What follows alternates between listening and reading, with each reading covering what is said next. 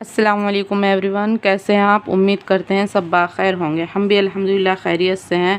تو کل ہم نے سورہ بقرہ کے بارے میں جانا تھا، سورہ بقرہ کی فضیلت کے بارے میں جانا تھا۔ آج ہم سورہ بقرہ کی آخری 2 آیتوں کی فضیلت جانیں گے انشاءاللہ تعالی۔ تو سورہ بقرہ کی آخری 2 آیتیں آمن الرسول سے آخر تک رات میں سوتے وقت پڑھا کریں۔ سورہ بقرہ کی آخری 2 آیتیں کیا کیا کریں؟ رات میں سوتے وقت پڑھا کریں، اس لیے کہ حدیث شریف میں آیا ہے کہ سورہ بقرہ کی 2 آیتیں آمن الرسول سے آخر تک جس گھر میں پڑھی جاتی ہے 3 دن تک شیطان اس گھر کے پاس بھی نہیں آتا نا۔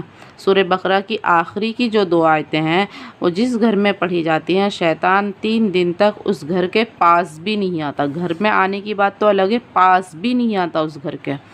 دوسری حدیث میں آیا ہے کہ اللہ تعالیٰ نے سورہ بقرہ کو ایسی 2 آیتوں پر ختم کیا ہے جو مجھے اس خزانہ خاص سے عطا کی گئی ہیں جو عرش بری کے نیچے سے، لہٰذا تم خود بھی انہیں سیکھو اور یاد کر لو۔ اللہ تعالیٰ نے کیا فرمایا؟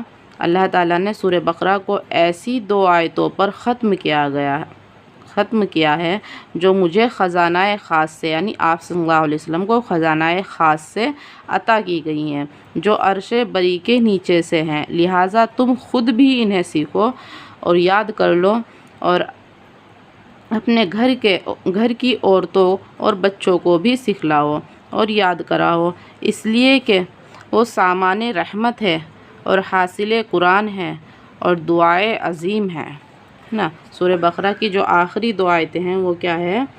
سامان رحمت ہے اور حاصل قرآن ہے اور دعائے عظیم ہے۔ عظیم دعا جو بہت ہی زیادہ بہترین دعا ہے۔ تو ہمیں اللہ تعالیٰ سورہ بقرہ پڑھنے والا بنائے، سورہ بقرہ کی آخری 2 آیتیں ہمیں سوتے وقت پڑھنے والا بنائے، ان پر عمل کرنے کی توفیق عطا کرنے والا بنائے۔ اللہ تعالیٰ کہنے سننے سے زیادہ عمل کی توفیق عطا فرمائے۔ آمین ثم آمین۔